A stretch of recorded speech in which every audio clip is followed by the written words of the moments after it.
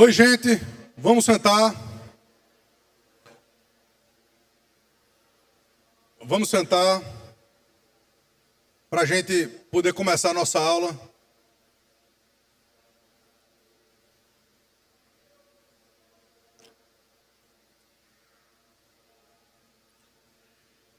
Queria que agora vocês pudessem abrir novamente em Êxodo capítulo 20. Em Êxodo capítulo 20. E a gente vai focar nos versículos 8 a 11, que são os versículos do dia do Senhor. Lembra-te do dia de sábado para o santificar. 6 dias trabalharás e farás toda a tua obra. Mas o 7º dia é o sábado, o Shabat, o descanso do Senhor teu Deus.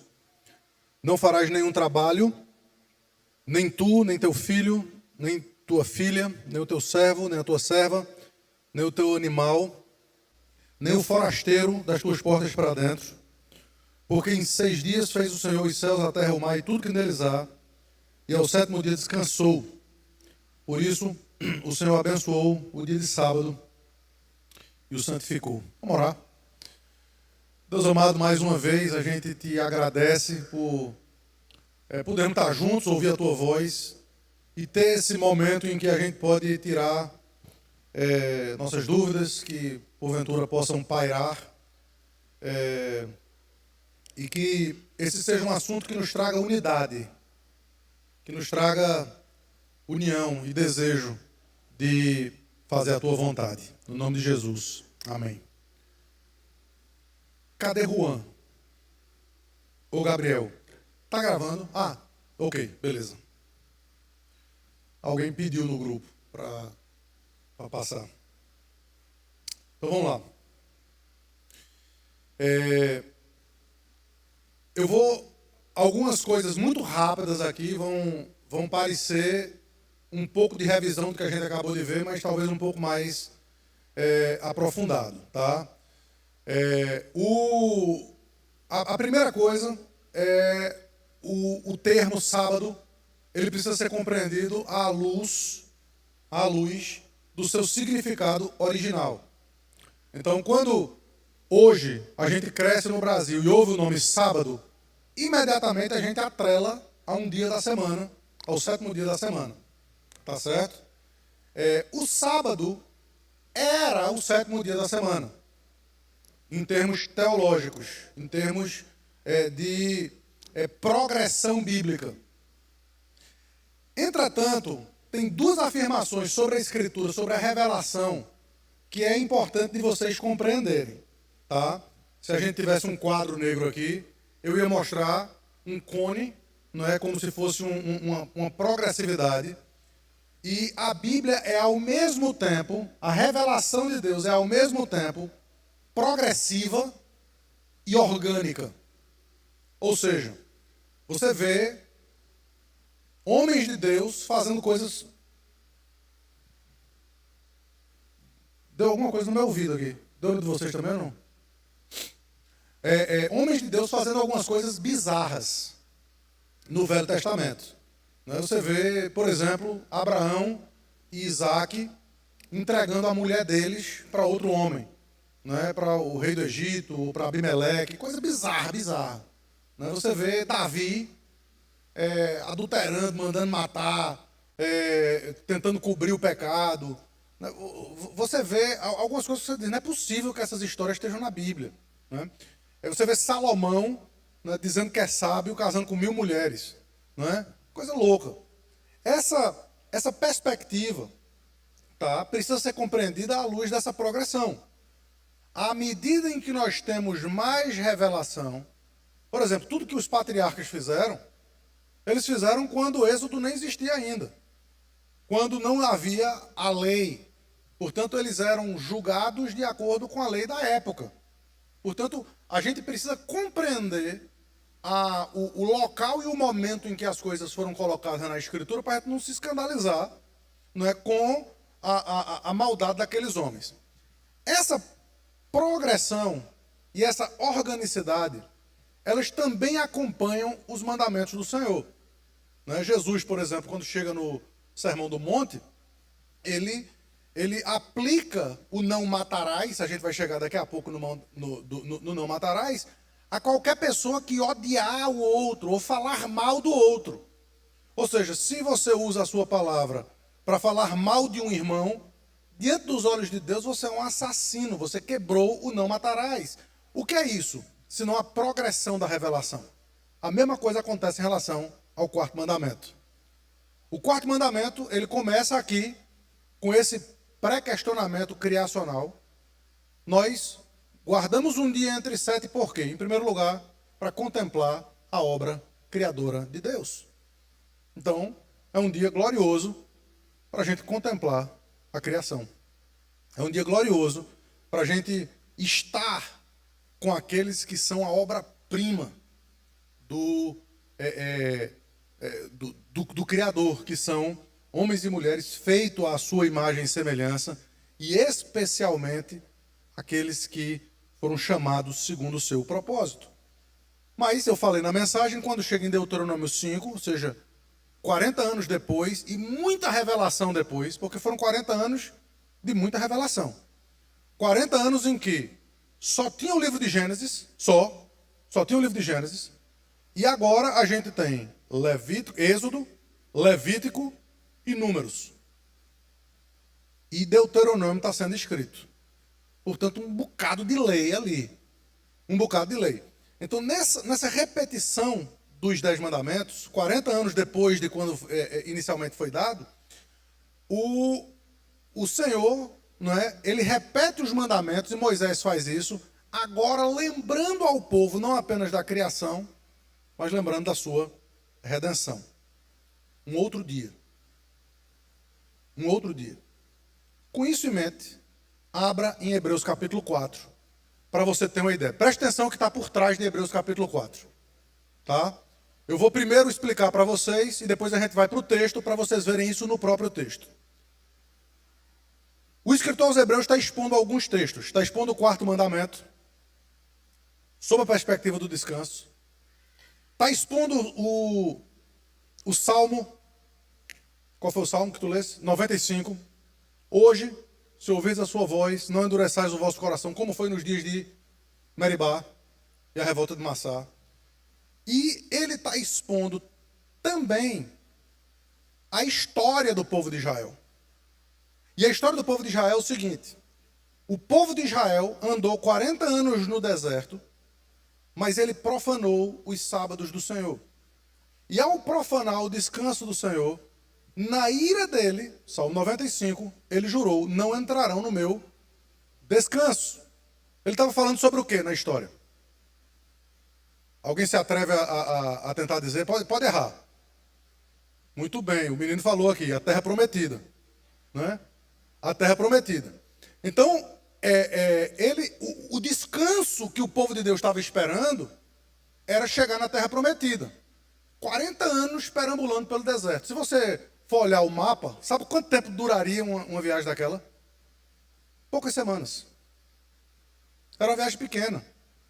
Mas o Senhor os fez literalmente se perder por 40 anos, rodeando. Por quê? Porque ele queria ensinar uma lição. E aquela lição era: confia em mim.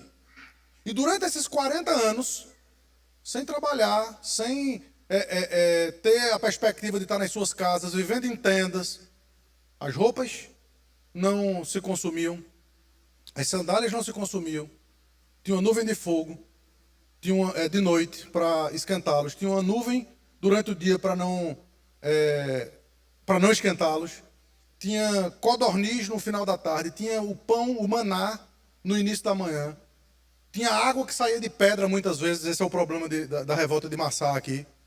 Ou seja, Deus estava mostrando que mesmo sem condições, Ele era capaz de protegê-los na caminhada cristã. Então eles tinham que se lembrar de que eles foram libertos e que eles estavam indo para um descanso. Josué entra na terra prometida. O escritor aos Hebreus diz: mas não é esse o descanso. Não é esse o descanso. No passado se falava acerca do 7º dia. Mas há um outro dia que precisa ser lembrado. E esse dia é o dia do descanso de Cristo. Com isso em mente, abra agora em Hebreus capítulo 4, para você entender tudo isso no próprio texto.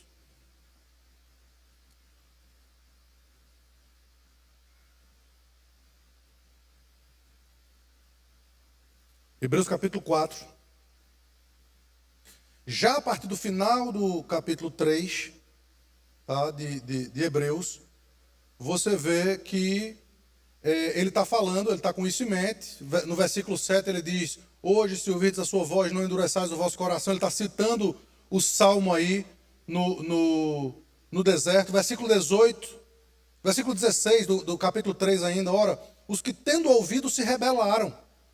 Não foram de fato todos os que saíram do Egito por intermédio de Moisés? E contra quem se indignou por 40 anos? Não foi contra os que pecaram, cujos cadáveres caíram no deserto? Toda aquela geração foi jurada na ira do Senhor: não entrarão no meu descanso. Então, é óbvio que as pessoas pensam que a única aplicação do texto era para aquela geração. E contra quem jurou que não entrariam no seu descanso, senão contra os que foram desobedientes? Vemos, pois, que não puderam entrar por causa da incredulidade. A partir do capítulo 4 agora.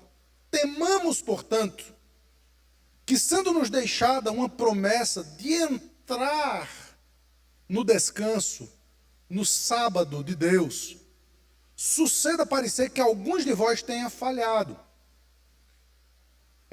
Porque também a nós foram anunciadas as boas novas, como se deu com eles. Quem são eles, no contexto?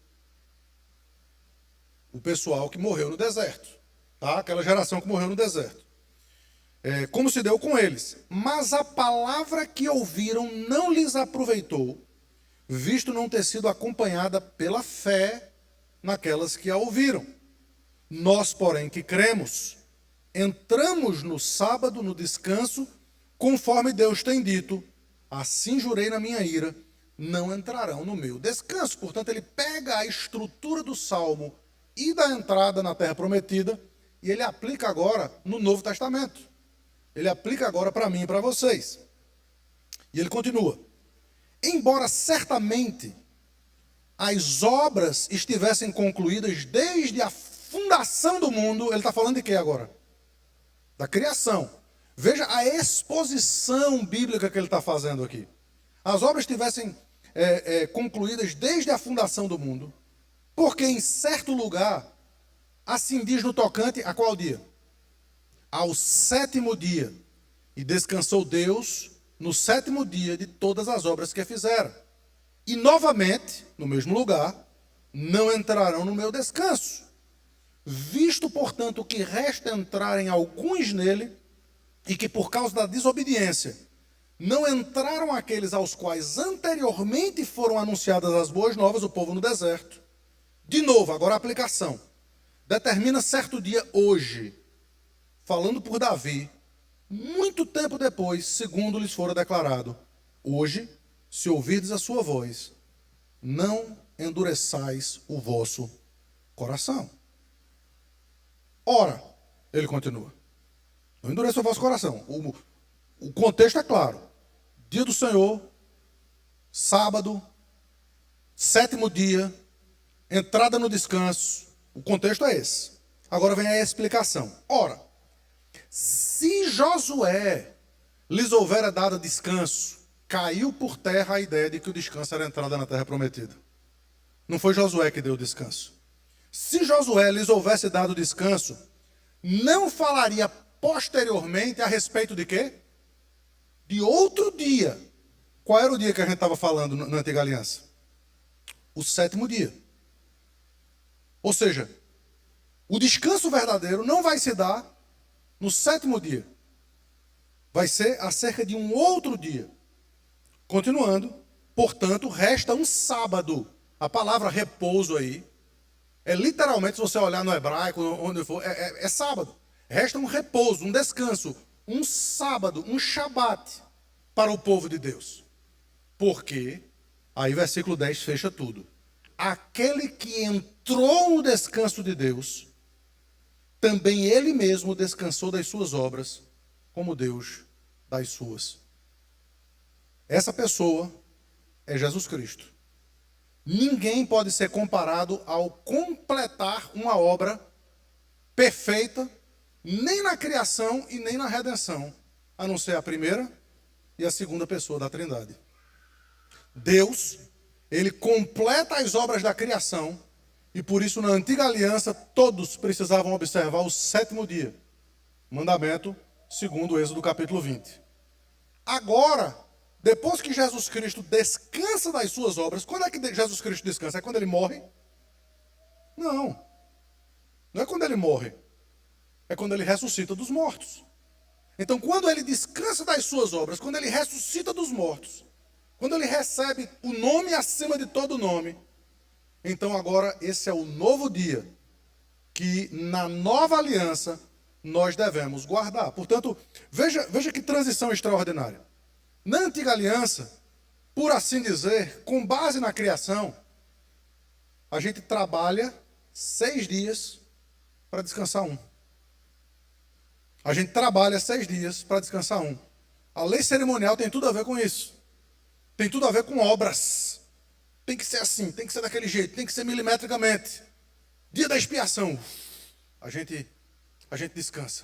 Deus pagou o preço do nosso pecado naqueles animais. Na nova aliança, nós já começamos no descanso. A obra já foi paga. O sangue já foi derramado. Os bodes, os cordeiros não precisam mais ser mortos. Por quê? Porque Jesus Cristo já morreu. Ele já, de uma vez por todas, derramou seu sangue. Agora, com início na sua ressurreição e na sua vitória, a gente não olha mais para o sétimo, mas olha para o primeiro dia da semana. O dia do descanso de Cristo. Para que essa teologia, porque isso é bem teológico, né?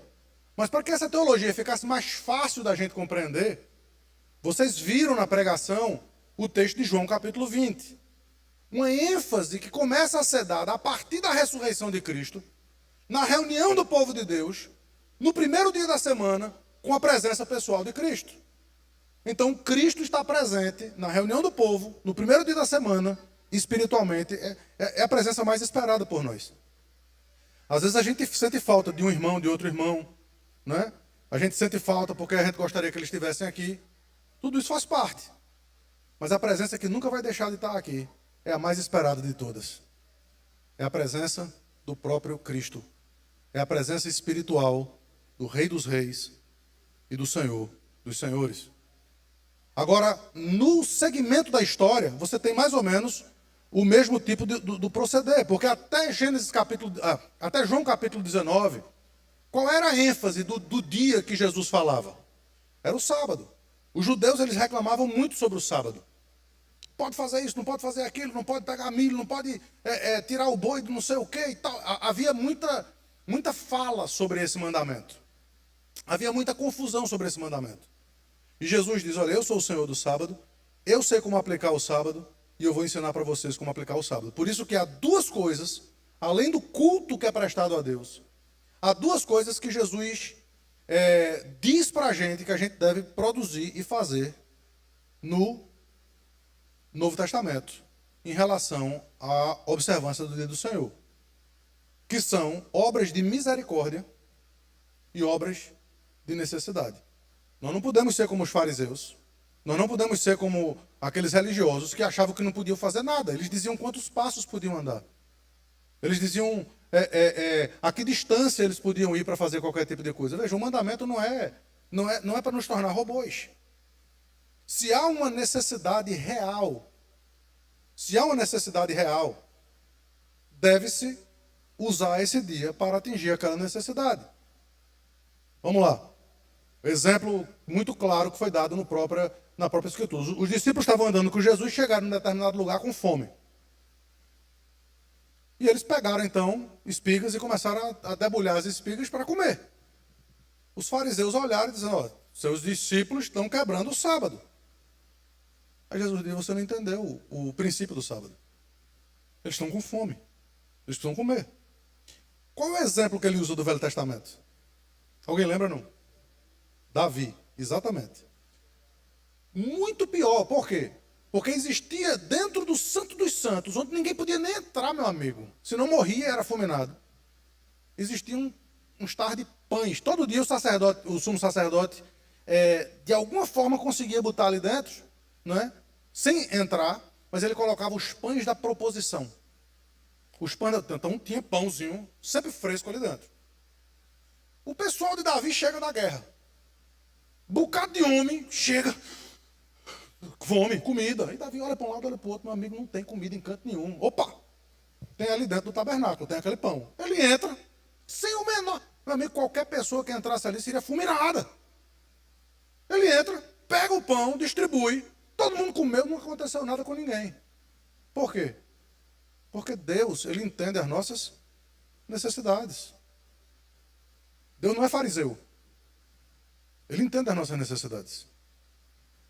E a segunda é a questão do cuidado. Não apenas as necessidades, mas também a misericórdia. Não é? Jesus, ele fez muito. O que foi que Jesus fez muito nos sábados e que foi reclamado pelos fariseus? Curas. Muitas curas. Jesus podia, ele fazia isso. Levanta-te e anda. Está cego, veja. Está coxo, anda. E os fariseus irados, dizendo, você está fazendo obras no sábado, não sei o quê. Jesus diz, meu filho, entenda, eu sou o Senhor do sábado. E você deve fazer o bem. Então, se você tem algum dom, algum talento do Senhor, e aquele talento pode suprir a necessidade misericordiosamente de uma outra pessoa, use isso no dia do Senhor sem problema nenhum, para a glória de Deus. Eu vou dar um exemplo, 2 exemplos para vocês, de coisas que já aconteceram comigo ou muito próximas a mim. Eu estava pastoreava uma igreja em Salvador, e domingo de manhã meu amigo bateu uma dor de dente absolutamente insuportável. Eu preguei e dei escola dominical, e depois eu saí correndo para o gabinete para chorar, de dor. De dor. Uma irmã, que é dentista da igreja, me colocou no carro, colocou Patrícia, e a gente foi para o consultório dela. Ela era minha dentista, já. Ela fez o tratamento, não sei o que e tal. Eu digo, irmã, vamos acertar. E era normal, era algo que fazia parte do nosso acerto. Ela faz o tratamento, eu pago. Como ela disse, pastor, de jeito nenhum. Hoje eu não trabalho. Nós fomos ensinados que hoje é o dia do Senhor e que a gente deve fazer obras de misericórdia. O senhor estava precisando. E ela disse mais, ela disse, eu não estou fazendo só porque você é pastor, não. Eu estou fazendo porque sou irmão em Cristo, faria por qualquer irmão em Cristo. A mulher me ensinou teologia ali de uma forma absolutamente linda, extraordinária. Por quê? Porque Deus não é fariseu. Nós precisamos entender a beleza e a glória para quê? Para que a gente agora não comece a fazer conta. Vamos fazer. Tem pessoas que olham para o dia do Senhor com temor, com medo, com pavor. O estabelecimento desse dia foi para as cucuias, foi por água abaixo. Não, é um dia de prazer.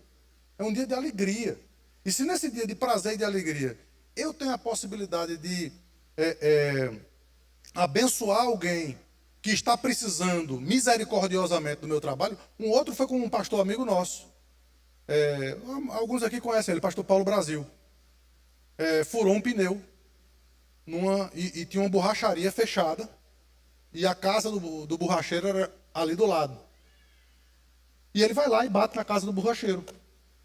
E diz, eu vou precisar do seu serviço, não sei o que e tal. Aí, estava lá, fechei o dia de serviço, segunda, sábado, não sei o que e tal, domingo fechado. Aí ele vai lá e faz, troca, sol daquele lindo de Camaragibe, né, ao lado da BR-101, aquela delícia, parecido com Orlando nesses últimos dias. Vai lá, faz o serviço, sua que só tirador de espírito, né? E, de repente, acabou o serviço lá. Paulo diz, meu amigo, quanto foi? Ele nem sabia que Paulo era pastor. Ele disse, não, hoje eu não trabalho não, meu amigo. Hoje é dia de igreja, dia do Senhor. Borracheiro. Fez o serviço porque alguém precisou, nem sabia que era crente. Nem sabia que era crente. E como é que Jesus aplica isso? Jesus disse assim, meu amigo, se um boi seu cai num lamaçal no dia de sábado, você vai fazer o quê? Você vai dizer, não, vou deixar ele morrer, porque hoje é dia do Senhor. Não, você vai lá e você vai tirar um boi. Você está dizendo que você pode salvar um boi e eu não posso curar um homem ou uma mulher feita à imagem de Deus aqui? Vocês são loucos. Então veja, o mandamento é um mandamento positivo, que deve trazer alegria. É propositivo e não restritivo. Todo mundo só olha para o que é que eu não posso fazer. Não posso, não posso. O que é que não pode? Quer uma lista. Querido, não cheguem para o mandamento da liberdade. É como alguém chega para falar sobre dízimo e pergunta assim, pastor, eu entendi que eu preciso dar o dízimo. Agora é do lucro, como é? É do bruto ou do líquido? Eu quase que eu digo, meu filho, não dê seu dízimo, não. Não dê, não. Deus não quer seus centavos, não. Ele não precisa disso. Você precisa fazer com coração. Não é faça com coração, com generosidade, com alegria. O dia do Senhor precisa ter esse princípio por trás. Ele precisa ter... o que a gente faz para o Senhor não é por obrigação. Não deve ser por obrigação. Mas por prazer. Por prazer. Então, a história continua. Tá certo? A história continua. Depois dos mandamentos do Senhor. E Atos capítulo 20, o apóstolo Paulo está ali dando instruções para a igreja. Vamos lá para Atos capítulo 20. Atos capítulo 20.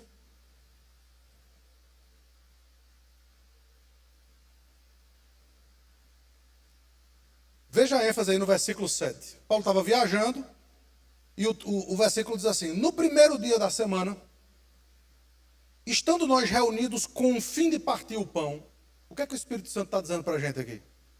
Qual é o dia de partir o pão? Partir pão aqui tem a ver com a ceia do Senhor, tá? Naquele tempo era um pouco mais festivo, mas tem a ver com a ceia do Senhor.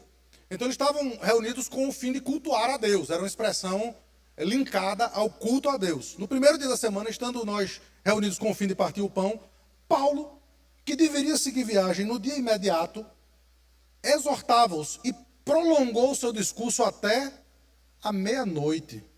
Ô Paulo, vem falar aqui hoje para tu ver o que acontece contigo. E por que ele fez isso? Porque era o dia para isso. Era o dia em que as pessoas entenderam, cheias do Espírito Santo, no livro de Atos, elas entenderam que não tinha mais nada interessante para fazer naquele dia, não tinha nada que podia ser mais urgente do que ouvir a voz de Cristo, do que ouvir a voz do Senhor. Aí a gente já sabe o final da história, né? O menino dormiu, morreu, porque dormiu no culto. Toma, vai, dormir no culto para tu ver. Aí Paulo vai lá, cura o menino. Não tente fazer isso aqui, que eu não sou Paulo, então se morrer aqui, vai morrer mesmo, a gente vai levar para o hospital para tentar salvar, mas depois é para o cemitério.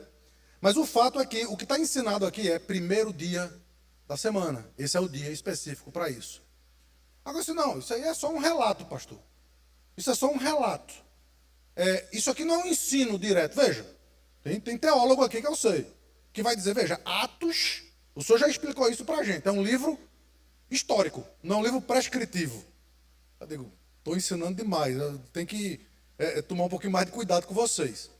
Então vamos procurar um texto prescritivo que dê margem para que esse texto histórico esteja de acordo com essa prescrição.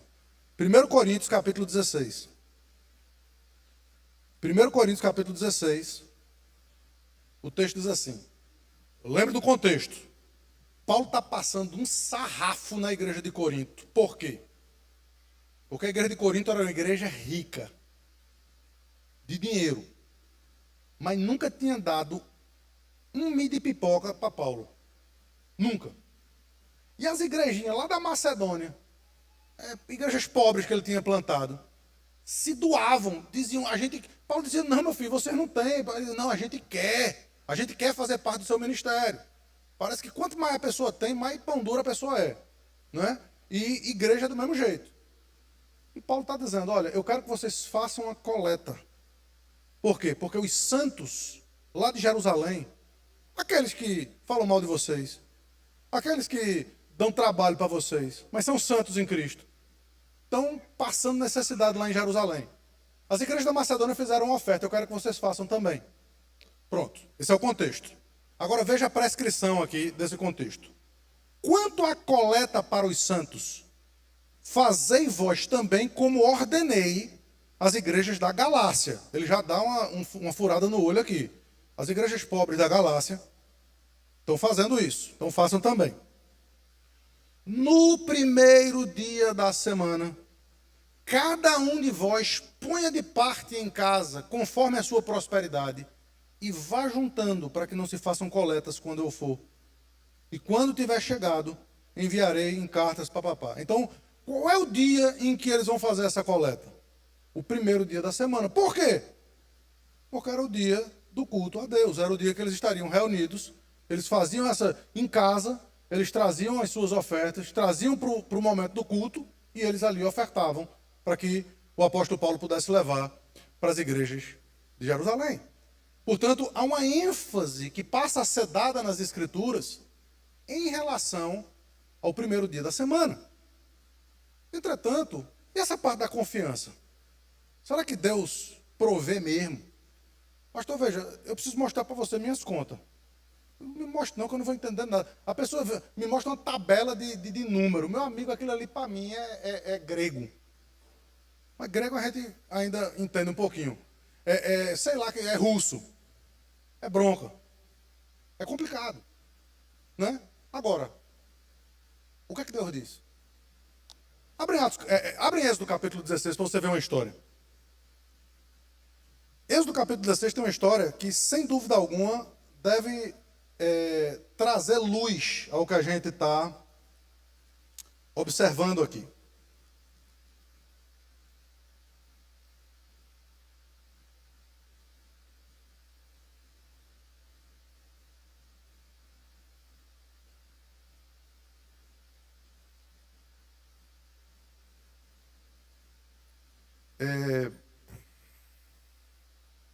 A partir do versículo 13, à tarde, acharam?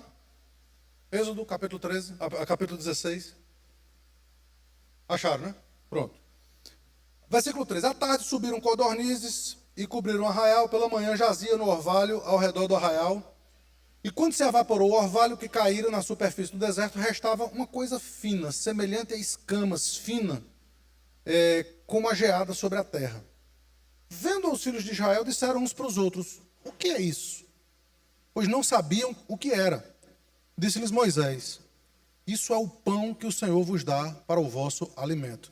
Queridos, deixa eu só dizer um negócio aqui para vocês, é mais forte que eu. Esse texto aqui, isso é o pão que vem do céu para o vosso alimento, é o que Jesus usa em João capítulo 6 para falar acerca de si mesmo. Eu sou o pão que desceu do céu. Ou seja, o próprio maná no deserto apontava para a vinda do verdadeiro pão, que é o nosso Senhor e Salvador Jesus Cristo. Versículo 16. Eis o que o Senhor vos ordenou. Colhei disso cada um segundo o que pode comer. Um gomer por cabeça.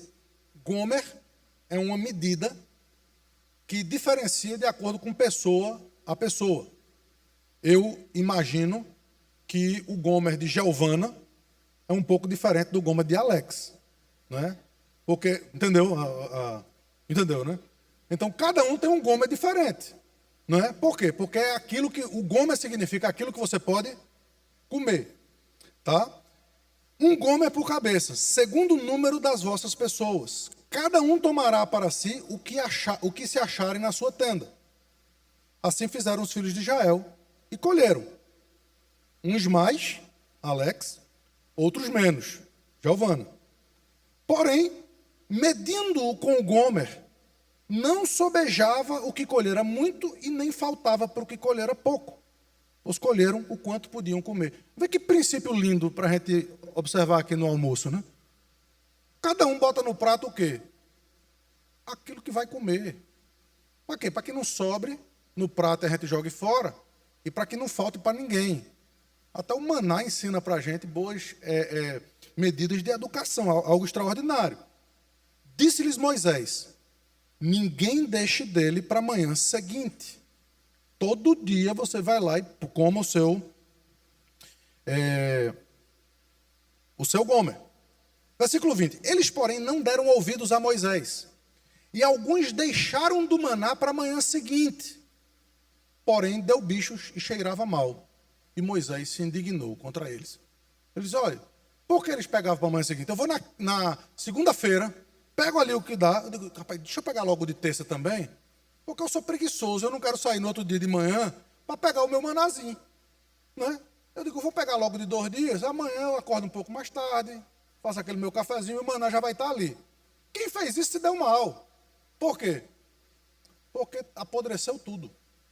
As condições climáticas do lugar não permitiam que se guardasse de um dia para o outro. É isso que o texto está dizendo aqui. Cheirava mal. E Moisés se indignou contra eles. Colhiam-nos, pois, manhã após manhã, cada um quanto podia comer, porque em vindo o calor se derretia. Ao 6º dia, presta atenção agora, ao 6º dia, colheram pão em dobro, 2 gômeres para cada um. E os principais da congregação vieram e contaram-no a Moisés. Respondeu ele, isso é o que disse o Senhor. Amanhã é sábado. Amanhã é repouso. O santo sábado do Senhor. O que quiserdes cozer no forno, cozeio. O que quiserdes cozer em água, cozeio em água. E tudo que sobrar, separai, guardando para amanhã seguinte.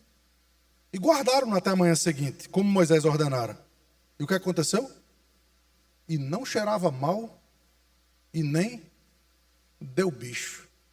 Mesma condição climática, mesmo deserto, mesmo clima, o mesmo tempo, mas nem cheirava mal e nem deu bicho. Então Moisés disse, comei hoje, porque o sábado é do Senhor. Hoje não achareis no campo. 6 dias o colhereis, mas o 7º é o sábado, nele não haverá. Ao 7º dia, preste atenção, o texto continua. Ao 7º dia saíram alguns do povo para colher, porém não achavam. Então disse o Senhor a Moisés, até quando recusareis guardar os meus mandamentos e as minhas leis? Considerai que o Senhor vos deu o sábado. Por isso, ele, no 6º dia, vos dá pão para 2 dias. Cada um fique onde está. Ninguém saia do seu lugar no 7º dia. Assim descansou o povo no 7º dia. Qual o princípio que nos está sendo ensinado aqui? É muito simples. Não importa o que a gente vai imaginar o quê? Bom, se eu colher em qualquer dia o dobro, eu já vi que vai cheirar mal. Porque Deus quer que eu me contente com o Gomer. Ele quer que eu me contente com aquilo que é importante para mim. Primeira coisa que você deve fazer no seu coração. Você tem se contentado com aquilo que é suficiente? A Bíblia diz, contentai-vos. Se você tiver com o que comer e com o que vos vestir, estejais vós contentes. Veja, ele não está proibindo ninguém de ser rico. Ele não está proibindo ninguém de ter mais, de fazer viagens, de ir para restaurantes, não está proibindo nada disso. Nada disso. Aliás, Eclesiastes diz que a gente pode e deve usufruir dessas coisas se Deus lhe dá. O que ele está dizendo é que se Deus não der, se contente. Mas nós não temos contentamento. Né? O deserto nos ensinou a ter contentamento com a providência de Deus. Segundo, meu filho, o que Deus diz, acontece. Se ele disse que o que você pegar para aquele dia não vai servir para o outro, é porque ele quer ensinar um outro princípio. Qual é o princípio? 6 dias trabalharás. Fé está envolvido nisso. 6 dias trabalharás e farás toda a tua obra. Deus não quer que os homens sejam ociosos. Deus quer que a gente saia de casa, que a gente vá trabalhar, que a gente soe, que a gente... Por quê? Porque isso faz parte da criação de Deus. Isso faz parte. Deus nos criou para o trabalho. E Ele quer que a gente entenda, por fé, em terceiro lugar, que Ele é quem provê. Ele é quem provê. E no 7º dia? E no sábado? Ele diz, não vá não. O que você colheu durante a semana vai ser suficiente. Lá foi especificamente na sexta-feira, no dia anterior. Mas o mandamento, ele diz, 6 dias vocês fazem absolutamente tudo. Mas nesse dia, confiem em mim, Vá pelo cara. Eu sei o que eu estou dizendo. Eu sei e eu posso prover. Eu posso prover para vocês. Então a gente tem a própria história do povo de Israel ensinando a gente a nos deleitar na lei do Senhor. A nos deleitar na lei do Senhor. Então, é isso. Tinha 300 coisas mais para falar aqui sobre isso, mas não temos mais tempo. Porque a gente ainda não chegou lá, né? Paulo não está aqui para falar até meia-noite. Mas eu queria saber se esse conceito foi compreendido por vocês, ou se ainda há alguma dúvida, alguma pergunta, alguém gostaria de perguntar alguma coisa sobre esse tema. Não, está ótimo. Ufa! Mas, rapaz,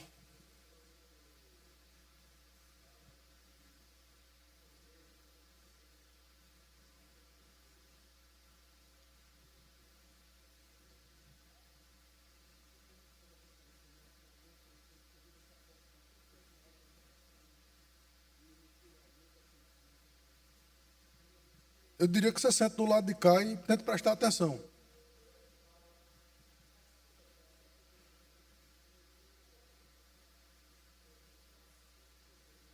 Uhum.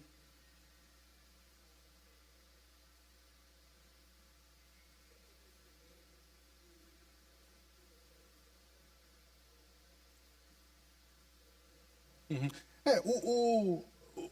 Eu acho que cada um precisa entender. A gente tem crianças no culto, né? A gente tem crianças no culto. Isso faz parte da nossa compreensão do que é o culto. E crianças fazem barulho. A gente tem que aprender e tem que entender que pais devem ter um pouco de noção, tentar parar um pouco, tentar na medida do possível. E que nós, a gente tem que entender que isso não deve nos preocupar. Então a gente ensina as nossas crianças, a gente não julga os outros em relação a isso, e a gente vai tentando se ajustar cada vez mais para usufruir o máximo possível das palavras. Aliás, sobre isso, Patrícia leu um artigo de uma Rebecca Van Dudelwoord, que eu acho que vale a pena ser lido pelas mães, né? Ela dizendo como ela, tendo filhos hoje, ela agradece à mãe por muitas vezes que ela não pôde ouvir a mensagem toda para poder cuidar do seu filho ou dos seus filhos e tudo mais, porque agora ela está tendo essa experiência. Então, tempo que as nossas crianças são pequenininhas, é tempo de investimento na vida deles. É tempo de investimento na vida deles. E cada igreja tem uma dinâmica diferente.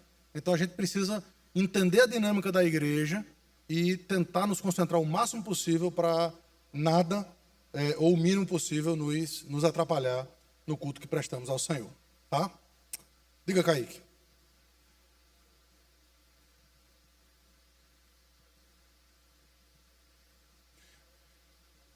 Eu estava morrendo de medo que alguém perguntasse sobre isso. Por quê?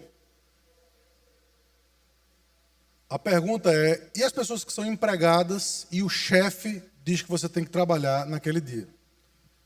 E eu disse que eu estava morrendo de medo de trabalhar, de responder essa pergunta. Por quê? Porque o ideal e a Bíblia trabalha e entende sobre isso. Existe uma dinâmica entre o ideal e o possível. Entre o ideal e o possível.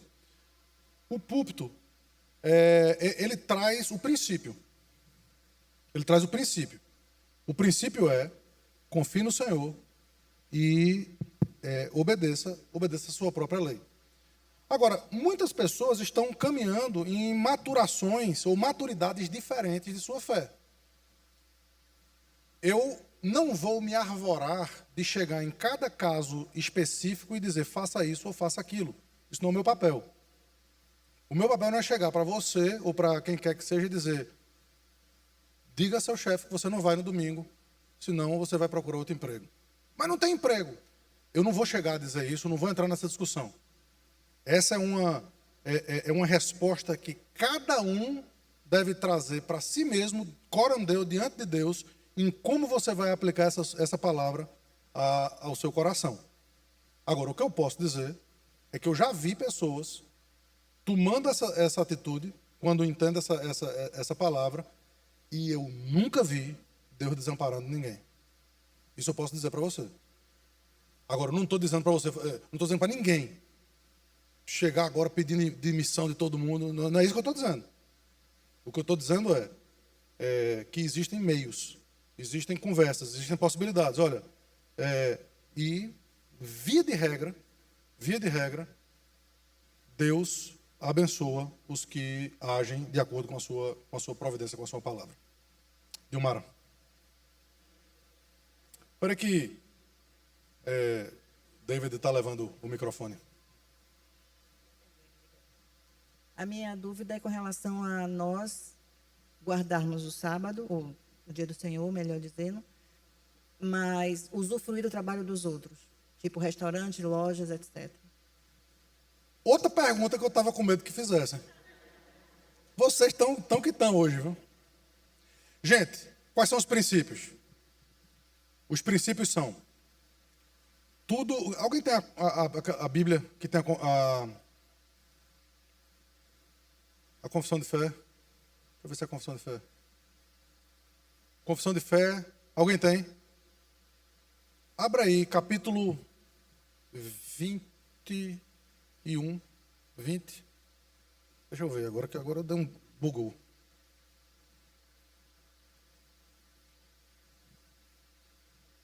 Certo, e cadê as letras?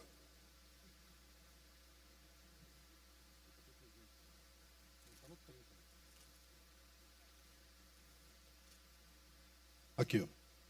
Posso levar ali para o púlpito? Tá. É 21, tá? É capítulo 21 da nossa confissão, diz assim: a luz da natureza mostra que há um Deus que tem domínio e soberania sobre tudo que é bom, e que faz o bem a todos, e que, portanto, deve ser temido, amado, louvado, invocado, crido e servido. Isso aqui é sobre culto. Culto religioso, a oração.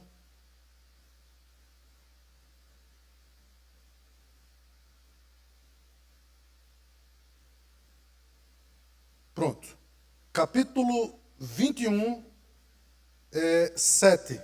Parágrafo 7. Diz assim: como é lei da natureza que, em geral, uma devida proporção de tempo seja destinada ao culto de Deus, assim também em sua palavra e por um preceito positivo, moral e perpétuo, preceito que obriga a todos os homens em todas as épocas, Deus designou particularmente um dia em 7 para ser um sábado igual a descanso, santificado por ele. Desde o princípio do mundo até a ressurreição de Cristo, esse dia foi o último dia da semana. Desde a ressurreição de Cristo, foi mudado para o primeiro dia da semana, dia que na Escritura é chamado de dia do Senhor, domingo. Deixa eu explicar. Na Escritura, isso aqui é uma referência a Apocalipse, capítulo 1, versículo 10, que tem lá que João estava no dia do Senhor, fazendo as suas devocionais. E a palavra latina, traduzida para vulgata, ali é Domini, de onde vem a palavra domingo. Portanto, o nome domingo ajuda a gente a entender o princípio do dia do Senhor. Domingo significa o quê?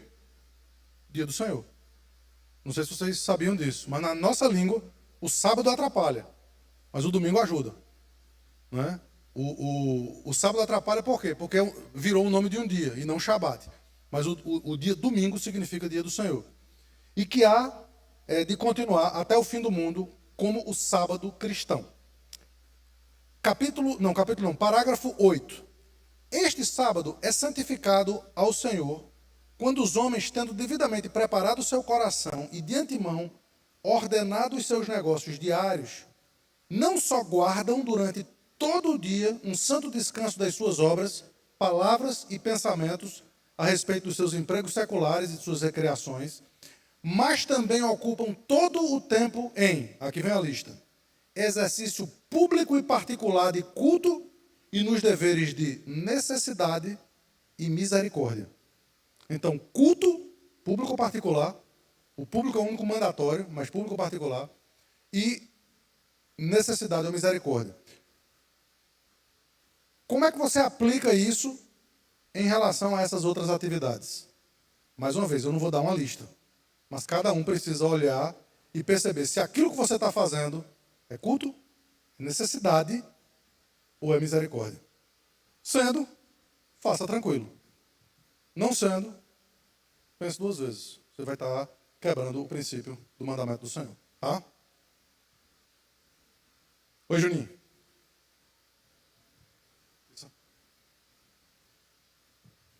Se a gente for seguir a literalidade do verso 8, o senhor acredita que quem trabalha 5 dias na semana está quebrando o quarto mandamento? Eu tenho mais um, pode ser? Não. E eu vou explicar por quê. Porque ele diz, 6 dias trabalharás e farás toda a tua obra. Isso está incluindo toda a vida. Isso está incluindo o seu lazer, isso está incluindo as suas coisas pessoais. Isso está incluindo tudo que você precisa ajustar durante 6 dias que Deus lhe dá. Se você tem um emprego que você só trabalha 3 ou 4 dias, use para a glória de Deus os outros dias. Para quê? Para ajustar os seus negócios, para que no domingo você esteja totalmente livre para o Senhor. E mais um, desculpa. A segunda é 50 centavos. No caso das profissões que estão diretamente ligadas ao culto, porque da forma como o senhor colocou, a remuneração é algo que quebra um mandamento. O bicho está querendo me demitir agora, velho.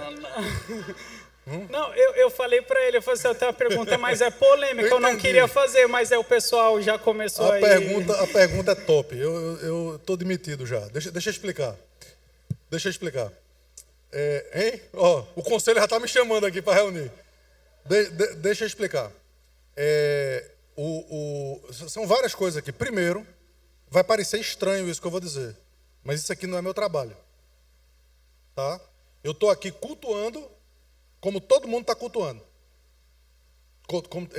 Dia de domingo é o dia do descanso, inclusive meu. Eu não preparo o sermão dia de domingo. O que eu estou entregando aqui, isso foi feito durante a semana. Né? Portanto, no ato de culto a Deus, quem está louvando, quem está pregando, quem está ofertando, quem está cultuando a Deus, é todo mundo igual. Todo mundo tem que se preparar para isso. Eu já falei sobre isso, não sou eu que me preparo para pregar. Vocês devem se preparar para ouvir. Portanto, há uma preparação mútua. Então, o meu trabalho, ele se dá de segunda a sábado. Segunda a sábado. E tem semanas que são um pouco mais intensas do que as outras. Então, essa foi uma semana intensa. Mas o fato é que nós não consideramos, muito embora seja a obra. Agora, existem coisas que, mesmo que a gente não tivesse essa explicação, seria meio óbvio, né? O Deus manda cultuar. Para cultuar, alguém tem que pregar. Então, ainda que não tivesse essa explicação, existem algumas coisas que são obviedade. Tem coisas que precisam funcionar, a vida continua. Então, existem algumas coisas que, para que a vida continue, precisam funcionar. E, nesse caso, a pregação do Evangelho seria uma dessas coisas. A lista é grande. Algo mais? Bênção. Então, vamos terminar com a oração e já orar também pelo nosso almoço, né? Agradecendo a Deus aí pelo privilégio da gente poder estar juntos. Eu vou pedir a Alex, que quis me demitir, para orar para a gente. Pode mexer comigo. Oremos. Pai querido, muito obrigado por esse momento tão precioso, onde ouvimos a Tua palavra e muitas vezes nós temos dúvidas, questionamentos, mas cremos, sem dúvida nenhuma, que a Tua palavra é inerrante. E crendo nisso, nós sabemos que as Tuas leis são santas, puras e agradáveis. Senhor Deus, ensina-nos a confiar no Senhor, nas promessas do Senhor, a crer no Senhor e não em homens, e não em leis humanas, mas somente em Ti. Obrigado por esta palavra tão rica e eficaz. Abençoa-nos agora, Senhor Deus. Obrigado pelo alimento. Não deixe faltar nada em cada lar. Não deixe faltar trabalho em cada lar. E principalmente a tua presença em nosso meio. Em nome de Jesus que nós oramos. Amém.